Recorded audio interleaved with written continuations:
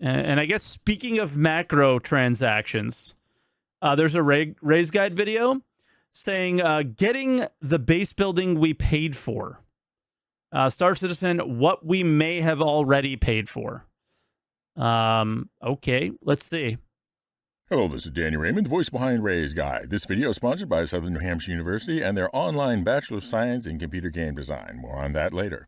Cool. In a prior video, I set forth 6 core issues with the base building system that CIG teased at CitizenCon and will be developing starting next year. Now I'm going to dig into them in more detail. In this one, I'm going to cover the first 2. First, when real money has been collected for something, it should be delivered as closely to literally exactly as described. And did he make the same video about the Reclaimer? I didn't see his take on the Reclaimer, but I largely agree with this. When in doubt, under the problem is it's not possible. It's not possible to get... It is possible, but it's not possible to get Star Citizen without doing what they did, or 630 million without scamming people, I guess. In a you know, it's kind of in a way most generous application of what was described. Now, this should particularly apply when providing the item exactly as described does not carry an additional cost. So this goes first to this item from Todd Pappy's presentation. So with the land claim, you put your tool down where you want, you launch the drone that is built into the machine, and then from there, this allows the player to access the base building and also land claim mode. With the land claim modes, the player can actually change the size and position of what area they want to claim, and it also shows you the cost and taxes associated with it. If it's in a taxable zone and you don't own the land, this interface will default to it. So, what's the problem? The problem is that CIG has sold the geotech and has sold lots that are 4 kilometers by 4 kilometers square and estates that are 8 kilometers by 8 kilometers square. And did anything he say takes away from that? The drone will just drop the geotech. You might have to put it in the drone. Even as recently as this last IAE. That sounds insanely huge. It is big. Those lucky enough to win the F5 war for a Pioneer were promised an 8 kilometer by 8 kilometer square land claim bundled with it. So you think just give them a circle with the same area, big deal. Except circular plots of land are really dumb. And to cite that, I'm going to go into a comprehensive discussion of every human culture in history that has both accepted private land ownership and used circular plots to do it. Ready? Oh, okay. Yeah, I don't think they're going to be circular. Yeah, no chance. I think it's just pretty obvious that it's not going to be circular. Why is he bringing circles into this? It's pretty simple. Do you see it? Right? Where are we right now? About 148? That's where he's getting it. Right? And the thing is he's looking at this and thinking that they have any idea what they're doing.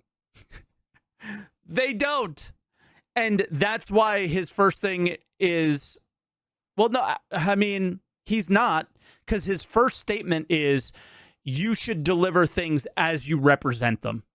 And this is how they represented them. So he's kind of coming at them for this representation. And I think rightfully so. So I take back the, like, he thinks they know what they're doing and they don't.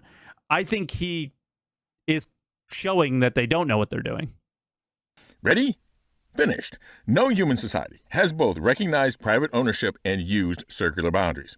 And I will extrapolate further that no intelligent species ever would, because the problems aren't with society, but with geometry.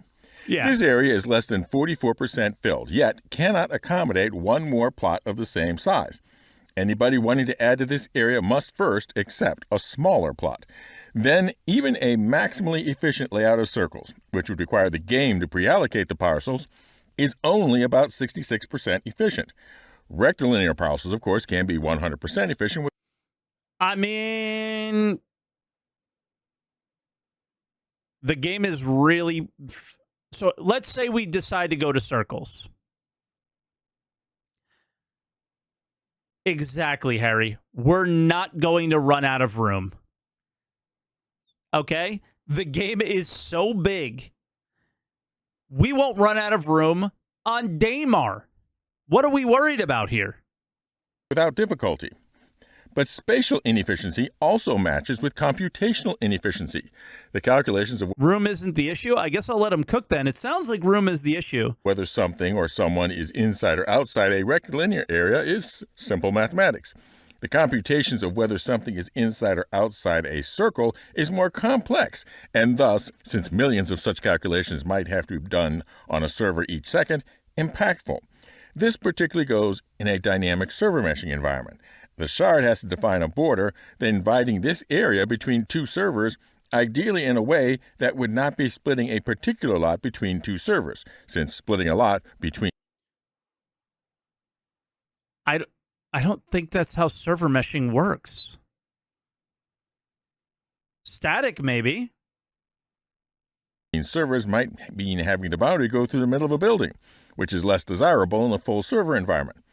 There is another problem with circular lots. Let's say you and your friends want to cooperate and create a larger community by getting lots with common borders and trade and operate across them. Except circular plots can't have common borders. They can only have a single point of tangency. Good. Why do we want to border each other? And that leaves open the possibility. Like at first I was like, yeah, they'll totally go with squares. And the more I think about it, the why do we want to be right next to each other? Didn't we learn from other games where you own land, where you don't want a bunch of squares all connecting to each other? Right? Cities, I don't maybe that's the I don't think they want us making our own cities either. Right? But I'm also sort of with circles aren't the best idea either. You know? Is the pioneer round? No. Possibility for foes to infiltrate right in the middle of the community you are hoping to create. Now, when I talk about all this unclaimed and unclaimable space, some will, including CIG and their FAQ about land claims, state that it doesn't matter because the planets are so huge with so much space. And I believe... All right, I'm curious what his argument's going to be here because it's the... I'm having a hard time with this one in particular is because I played games like Ultima Online and yeah, everything's sort of... Well, Ultima Online was way more freeform for a while and then became more grid-like, but the... It wasn't freeform. It was based on the shape of the building, if you can fit it between the trees and foliage on the map. But yeah, this is this one I'm struggling with because these, when you really think about a 4 kilometer by 4 kilometer area, that's really, really big. And we're not going to fill that area by itself either. I don't think. So I don't know. This is one where it's so far out in Imagine Land that I'm just gonna let the devs figure out what they think the best thing to do is. They are ignoring that because of human nature, the most desirable locations will, by definition, be in scarce supply. But you might reply, the planets are so huge, there'll be plenty of desirable land. And I didn't say that there wouldn't be plenty of desirable land, or even that there wouldn't be plenty of highly desirable land, or even wouldn't be plenty of extremely desirable land, or even plenty of extremely highly desirable land. I think the issue that we're running into here is we don't exactly know what desirable land is yet. I think we can certainly extrapolate from the video that desirable land might include resources. But in other video games that I've played in the past, desirable land wasn't just resources. It was proximity to a city, because when you left that city, you had to run out of that city. And you would run past those houses that may have been selling something that you needed. And then people would put vendors there and sell their wares at these places. We have no clue currently how this MMO will handle player-to-player trading, selling. Will there be a marketplace? Neither do the devs. Yeah. I don't think that they've thought about this yet. Okay? And I think Ray is going to, and I should always let the YouTuber cook, but I like inserting my opinions first and then reacting to their actual opinion, which is probably not the way to do it. And you guys usually get angry and tell me to stop pausing, but I don't care. I think he's going to assume that, like, hey, being really close to Hurston is going to be a desirable location, or being really close to Microtech will. And he's probably right. He's probably right. But quantum traveling around a planet in a spline is less than 30 seconds, maybe a minute to get to the location you're trying to get to. Most locations on a given planet are desirable from a reachable standpoint. In a game like Ultima Online, I had to create a rune to get back to a shop that was selling things cheaply away from the city. Or there was always a rune or a moon gate to get to the cities. So those were the desirable locations because they weren't obscure and out of the way. Nothing is out of the way now, but how are those? You know, we kind of have an idea of how locations will be shared. So it's, I don't know, man. I don't know. It's really, really hard to tell what a desirable location will be outside of resource gathering. And we can assume that there will be plenty of claims that have resources on them. So then it comes down to what other reasons is a claim desirable?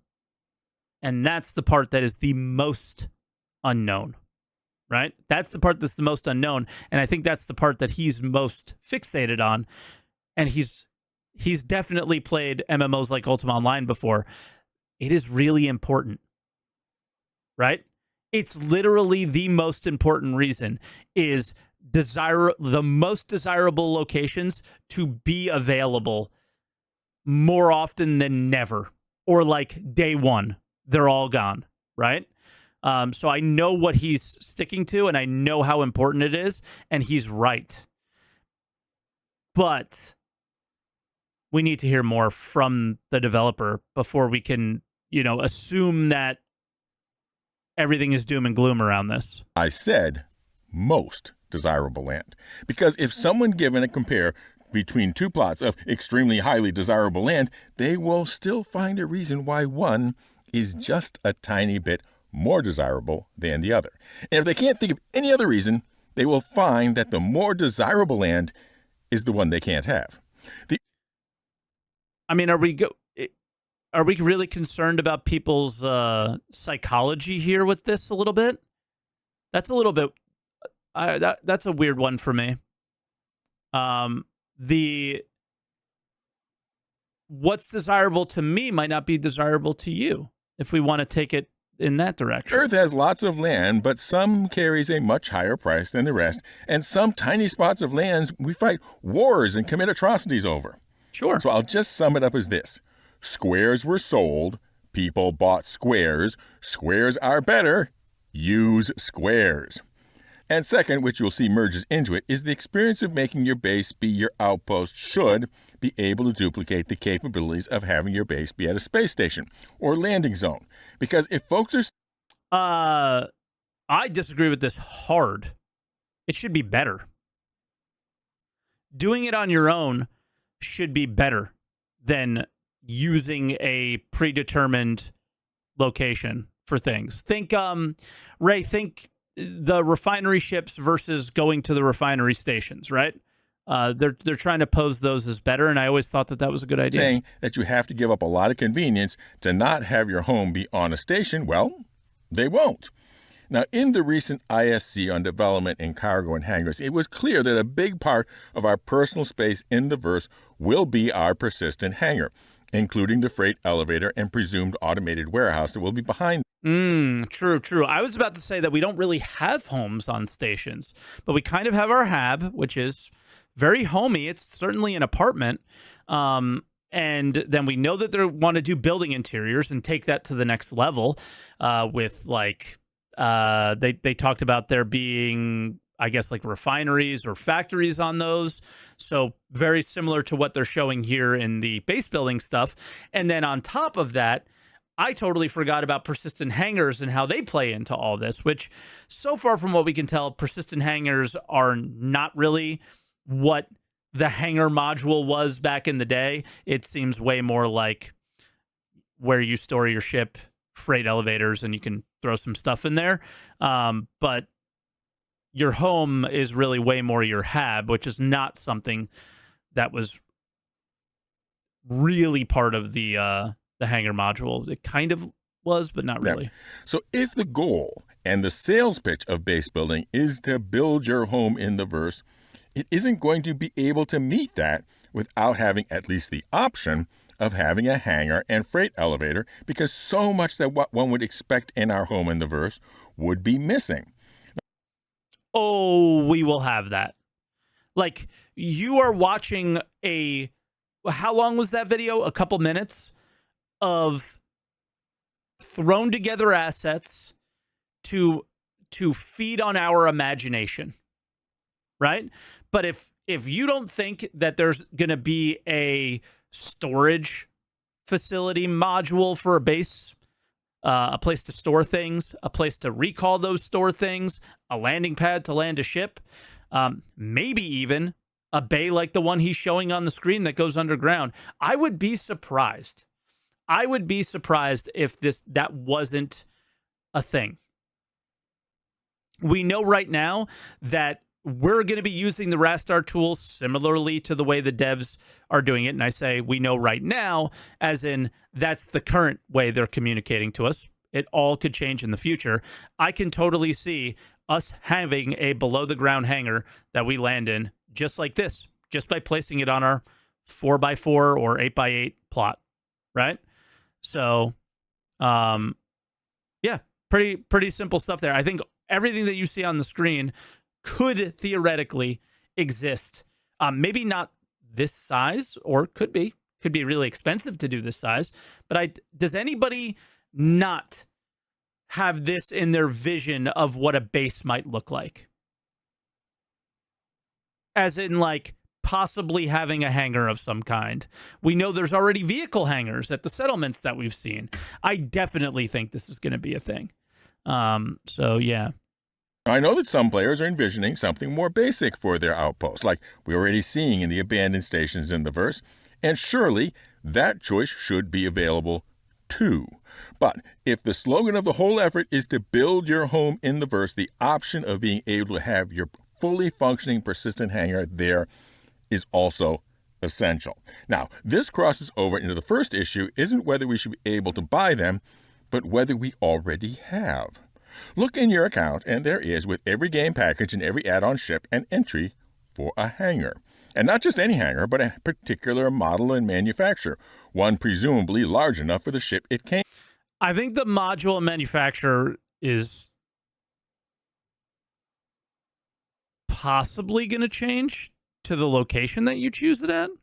With. Now, some old statements would suggest that all that represents is the ability to land the craft at a temporary hangar wherever you go. But that makes No, that'll be you will choose, like you choose your home location.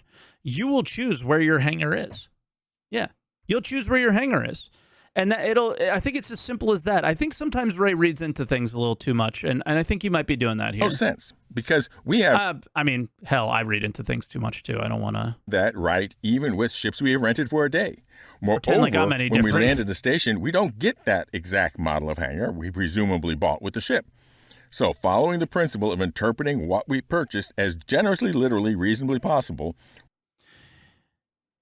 Why would you default to what you purchased is generally reasonably possible when you've been following Star Citizen as long as you have?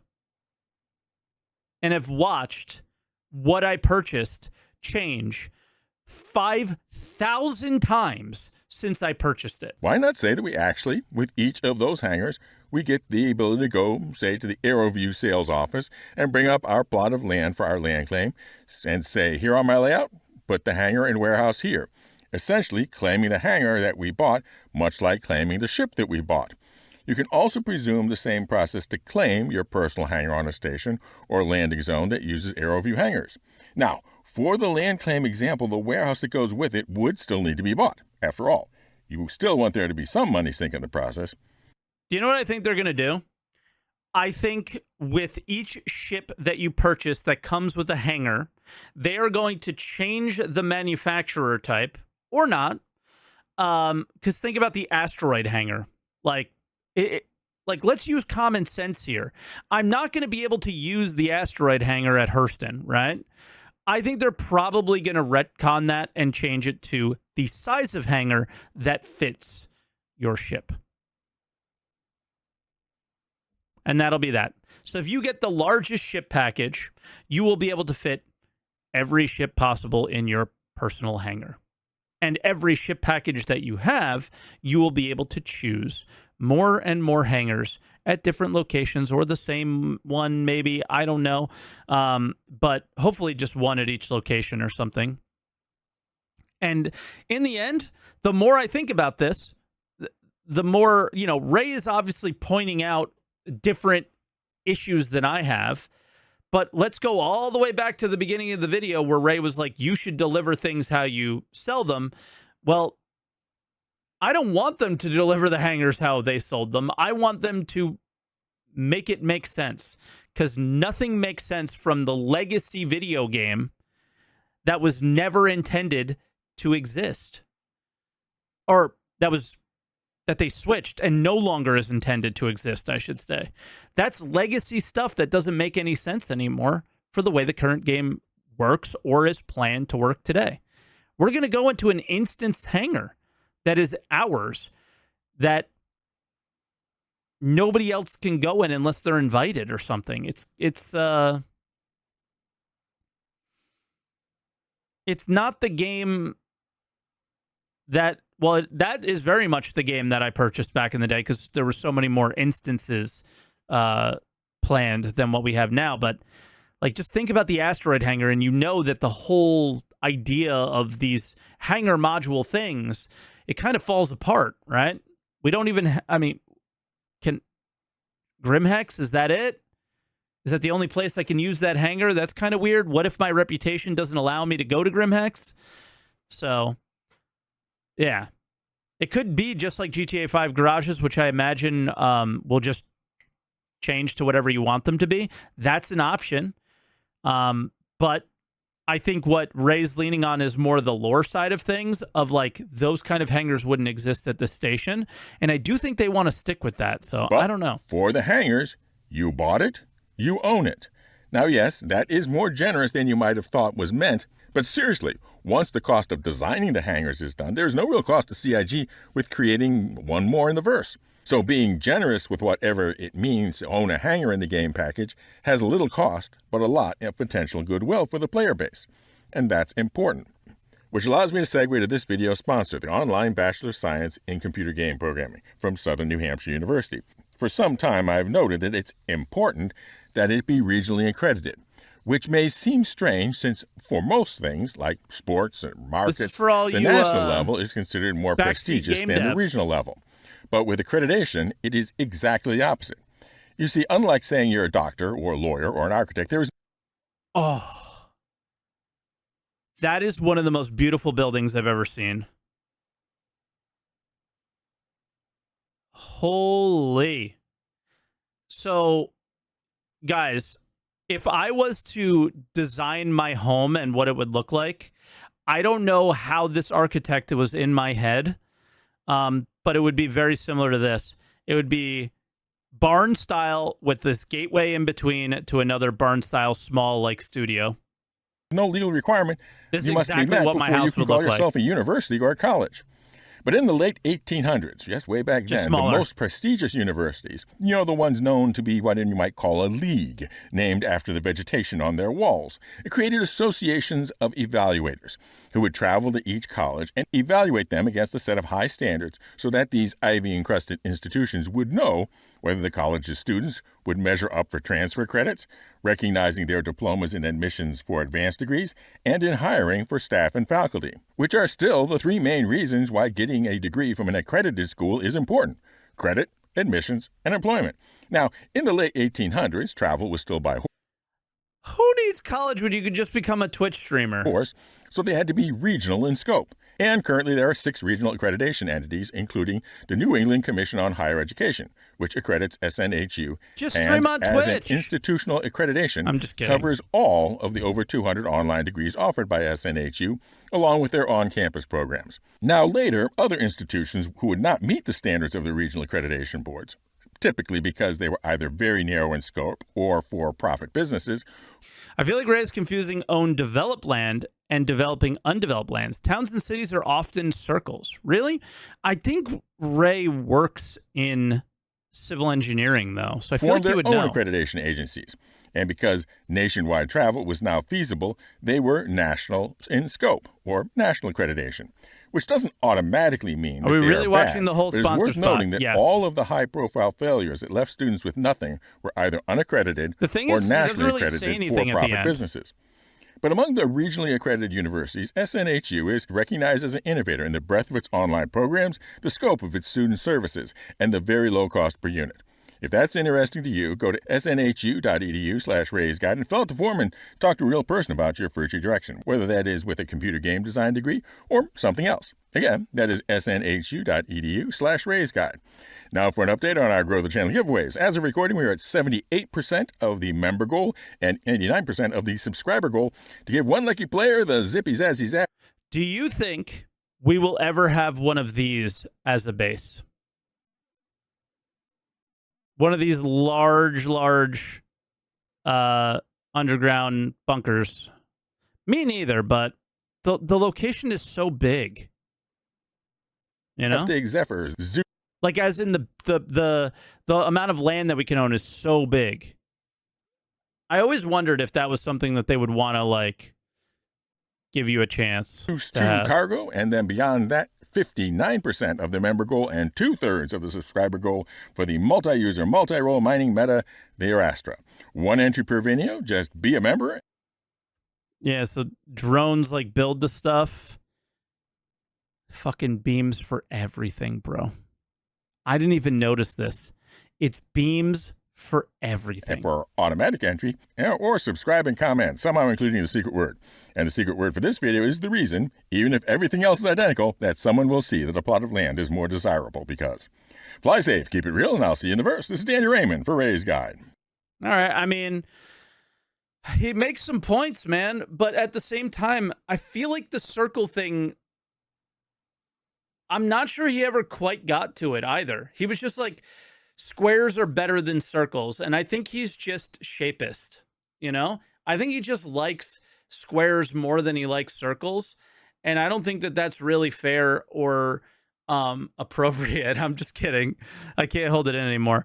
But I think he's right that it's probably better long-term like that, but at the same time, I don't want to be bumping up into other people's property because I've played games that are like that, and that's largely just, that would make whatever desirable, like, let's say that it is the most desirable land I've ever seen, but it's square dab in the middle of a bunch of other people's property.